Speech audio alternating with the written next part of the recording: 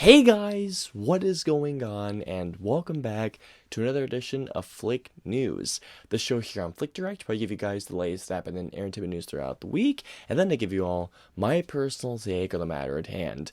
I'm your host, Austin Putnam, and this week wasn't particularly a huge week for movie news or even TV news. However, there were a couple of very interesting things that happened, one big bummer that does kind of sadden me, and the last thing, which I find to be very, very interesting. But anyways, let's kick off this week's edition of Flick News by talking about Fast and Furious, specifically, as y'all can imagine, Fast X, which we all know is coming out relatively soon. I believe it's coming out in the next month or so. I saw this particular headline and I just thought, interesting. Now, here's the thing. As you all may know, guys, at the ending, without giving too much away, if you guys did see Fast 9 or F9, you all know that a particular car comes into Dom Toretto's family's lot, to which I will not spoil for you guys, even though I don't know why they're doing this, but apparently,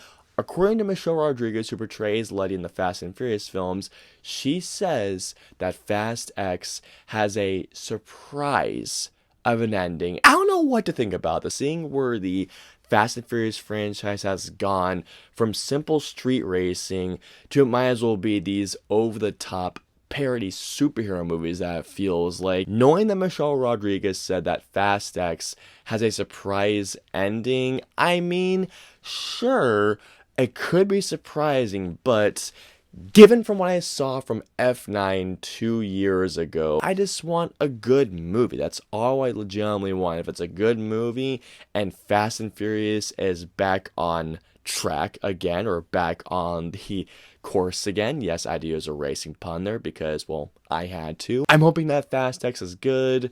I want it to be good. I saw this and I just thought, aw, man, because here's the thing, guys. Now, when it comes to superhero fandom or just fandom in general can be, if I'm being honest, quite toxic. And someone mentioned that it almost becomes tribal at a certain point, that when someone shares their opinion on a certain superhero film, it's really like this, guys, where you either have to absolutely love a film or you have to hate it. Like, there is no middle ground whatsoever. And due to the polarization and the box office of Shazam! Fear of the Gods, which did not do well, which really sucks, David F. Sandberg said that at the end of Shazam! Fear of the Gods, which he believed was a good movie, I agree, by the way, I really enjoyed Fear of the Gods, but nonetheless, David F. Sandberg said that after all of this, he said he's done with superhero films for the time being, and I'm not gonna lie to you guys, I don't blame him whatsoever. David F. Sandberg is such a talented, a very creative director, and he said he's been wanting to go back to the horror genre for quite some time along with doing other things, and hey, I'm with you, man. Knowing where his career has gone the past 6 years and seeing where his state is at right now, I'm just hoping that he does things that makes him happier on a creative level, because being happy on a creative level for your own mental health is easily the most important thing you can do. And by the way, just to clarify with you all, David F. Sandberg didn't say he's done with them forever. He just said he's done with them for now.